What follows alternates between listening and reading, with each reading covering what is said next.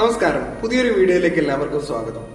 നമുക്കൊക്കെ കേട്ടുകേൾവിയുള്ള ഒരു പേരാണ് ഗിന്നസ് വേൾഡ് റെക്കോർഡ്. നമ്മളുടെ കേരളത്തിലെ പലരും അത് നേടിയിട്ടുള്ളതാണ്.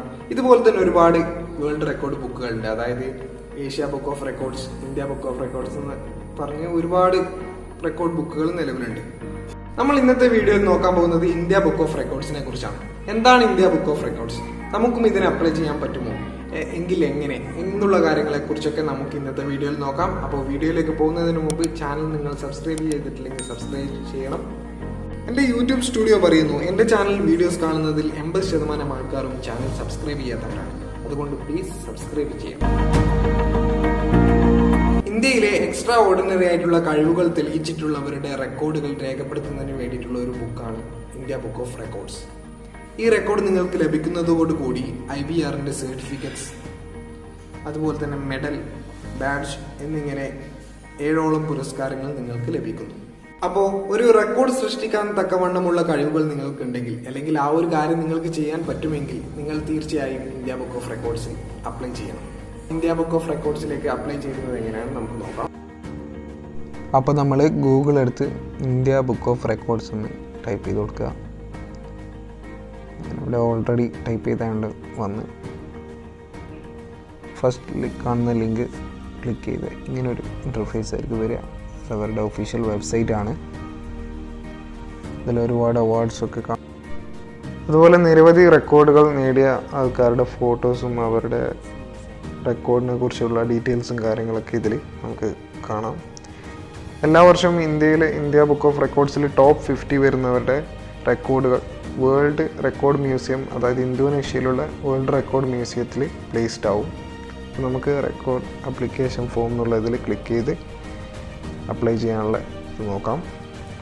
അപ്ലൈ ചെയ്യാനുള്ള കുറേ സ്റ്റെപ്സ് അവിടെ അവർ കാണിച്ചു തരുന്നുണ്ട്. അതനുസരിച്ചിട്ടായിരിക്കും ചെയ്യേണ്ടത്. അപ്പോൾ നമ്മൾ ഓൺലൈനായിട്ട് അപ്ലൈ ചെയ്യണമെങ്കിൽ ഓൺലൈൻ ആപ്ലിക്കേഷൻ ഫോം എന്നുള്ളതിൽ ക്ലിക്ക് ചെയ്യുക. അപ്പോൾ ഇങ്ങനൊരു ഇൻ്റർഫേസ് വരും. അപ്പോൾ ഇതിൽ നിങ്ങളുടെ name, mobile number, date of birth, gender, email, അങ്ങനെയുള്ള എല്ലാ കാര്യങ്ങളും ടൈപ്പ് ചെയ്ത് കൊടുക്കുക.